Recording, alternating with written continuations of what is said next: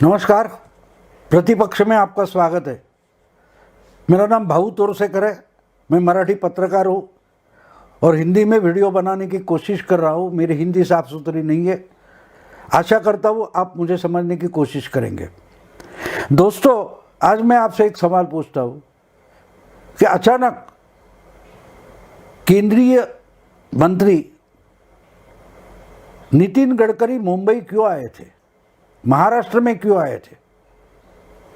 क्योंकि ऐसी कोई बड़ी बात नहीं थी तो क्यों आए थे और किस किस को मिले? ये भूतपूर्व चीफ मिनिस्टर मुख्यमंत्री मनोहर जोशी से मिले, जिनके मंत्रिमंडल में वो 95 में मिनिस्टर करके काम कर चुके हैं। महाराष्ट्र के नए मुख्यमंत्री शिवसेना के उद्धव ठाकरे पक्ष प्रमुख, उनसे भी मिले और बहुत सारे लोगों से मिले। बातें हुई, लेकिन क्या बातें हुई ये कोई बताता नहीं है। मैं ये आज इसलिए बोल रहा हूं कि मुझे जो खबर मिली है उसके अनुसार और बहुत सारे लोगों से गडकरी की बातचीत हुई, लेकिन क्या बातचीत हुई, उसमें क्या तय हुआ, क्या पकड़ा है, इसकी खबर बाहर नहीं है। एक बीजेपी के नेता है विदर्भ के, वो गडकरी से मिले थे और मैंने ऐसा सुना कि वो कुछ काम लेकर गए थे।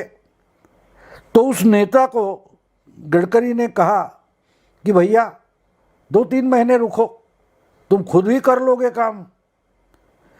इसको एक संकेत माना जाता है कि खुद ही कर लो काम। इसका मतलब वो जो बड़ा नेता है बीजेपी का, वो उसे एक तरीके से गडकरी कह रहे हैं कि तू खुद मिनिस्टर बनने वाला है, अपने आप कर लो। तो क्या गडकरी महाराष्ट्र में बदलाव के संकेत लेकर आए थे? जिनसे बातचीत हुई उनसे उन्होंने क्या बात की, इसका तो ब्यौरा बाहर आया नहीं है। लेकिन एक बात समझिए कि मनोहर जोशी जो भूतपूर्व मुख्यमंत्री है, वो शिवसेना के बड़े नेता है और बाला साहब के साथ काम किया है।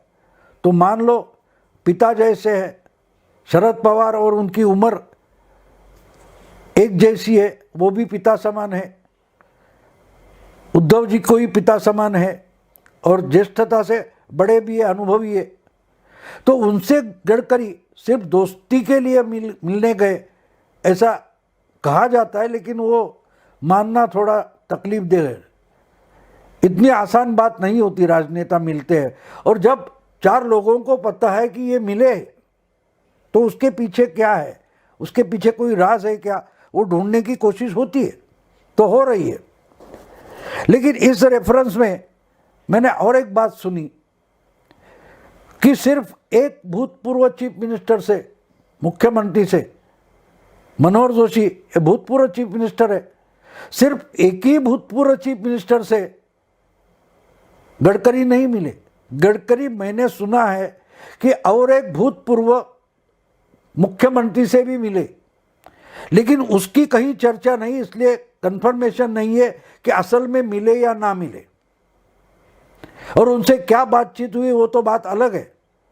लेकिन और एक भूतपूर्व मुख्यमंत्री है जो बीजेपी का तो नहीं है और शिवसेना का नहीं है, उससे भी गुप्त बैठक नितिन गडकरी की हुई, ऐसा मैंने सुना है।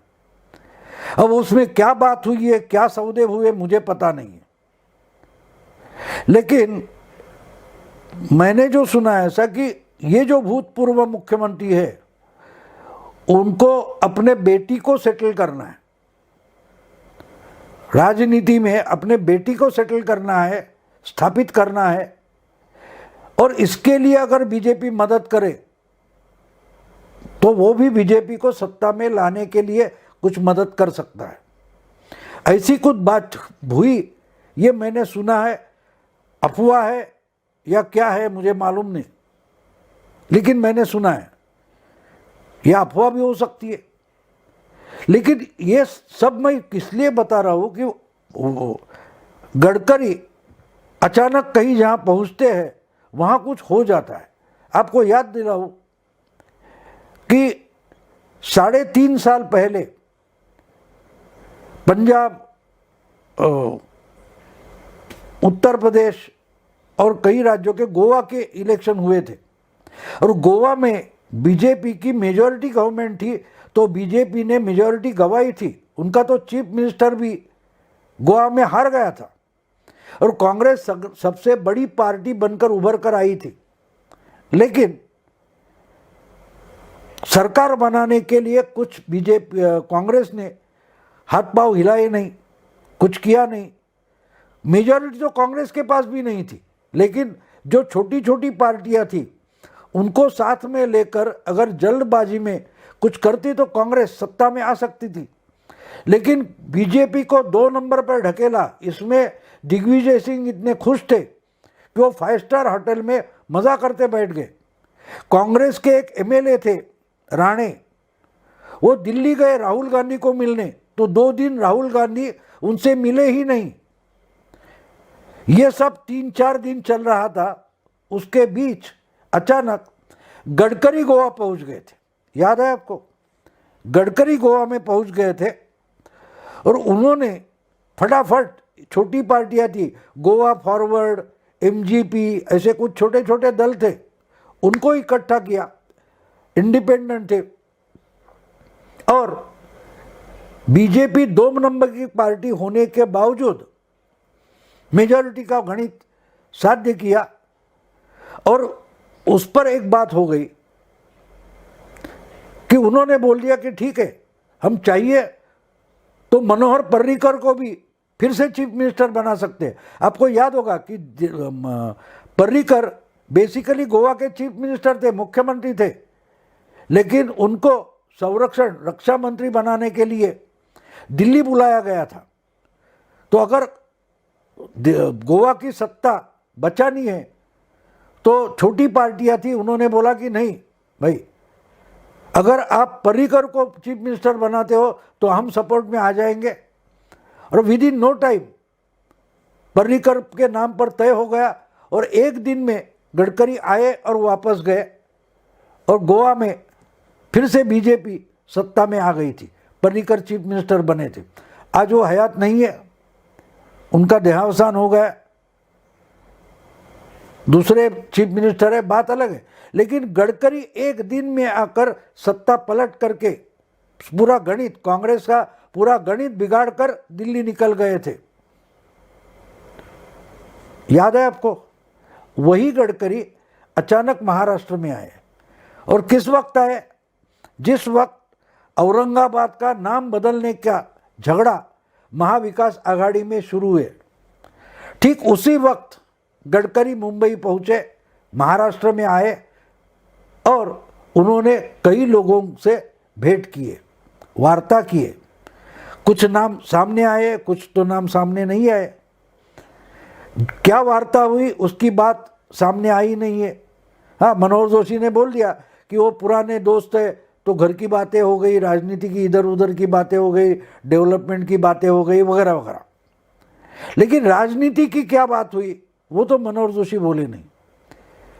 मुख्यमंत्री उद्धव ठाकरे से भी क्या बात हुई उस पर कोई ब्यौरा या ब्रेकिंग न्यूज आई नहीं है। हाँ, मिले, ये बात हो गई, लेकिन और किससे मिले ये बात तो सामने नहीं है।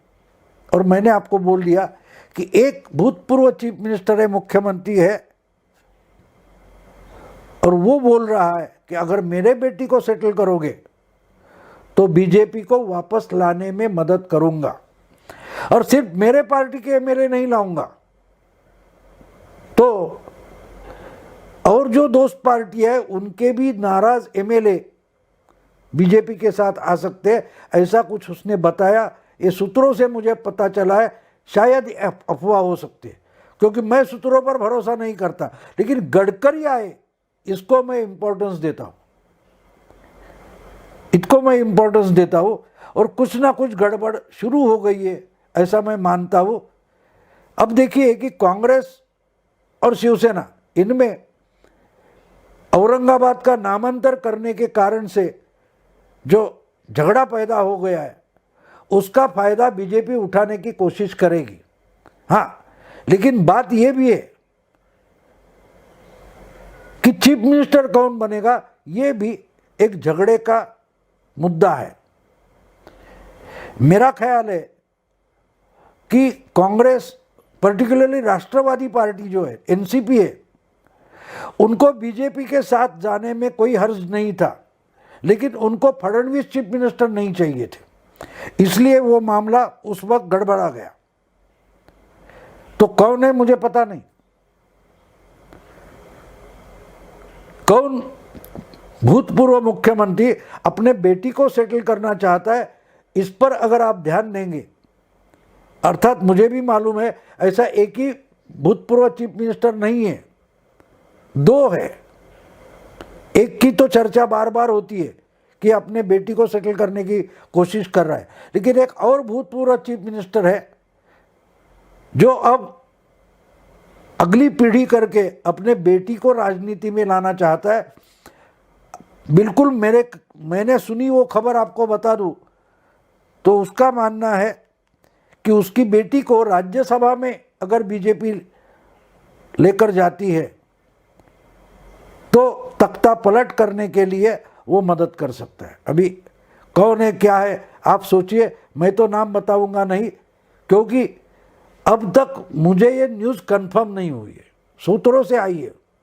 लेकिन एक बात होती है, सूत्रों से आई इसका मतलब सच्ची है ऐसा मैं नहीं मानता, क्योंकि सूत्र हमेशा जो न्यूज़ जो प्लांट की जाती है वैसे भी सूत्र होते हैं जो मेरे पास भी आते हैं, लेकिन मैं वो चेक करके देखना चाहता हूँ, तो मुझे उसके कोई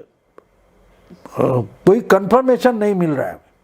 लेकिन उड़ते उड़ते ये खबर मेरे पास आई है, लेकिन जब मैं उसको गोवा से जोड़ता हूँ, गडकरी और गोवा जोड़ता हूँ, तो मुझे शक होता है कि कुछ तो गड़बड़ होने वाली है। और क्या गड़बड़ है अगले कुछ हफ्तों में हमारे सामने आ जाएगी। जबकि दूसरी खबर उड़ते उड़ते आ गई, मैंने बोला ना कि बीजेपी के एक ज्येष्ठ नेता को और गडकरी ने बोल दिया कि अरे एक काम तो तू खुद कर सकता है, 2 महीने रुक जा। इसका मतलब ये दो जो बातें हैं वो कनेक्ट होती है तो गड़बड़ हो सकती है।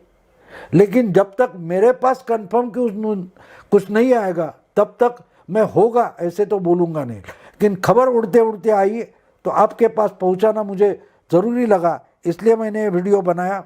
अगर ये पसंद आया तो लाइक करें, शेयर करें, अपने दोस्तों को फॉरवर्ड करें। प्रतिपक्ष अलग अलग चीज़ें आपको बताता है, उलझी हुई बातें सुलझाकर समझाने की कोशिश करता है, उसे शेयर सब्सक्राइब करें। नमस्कार।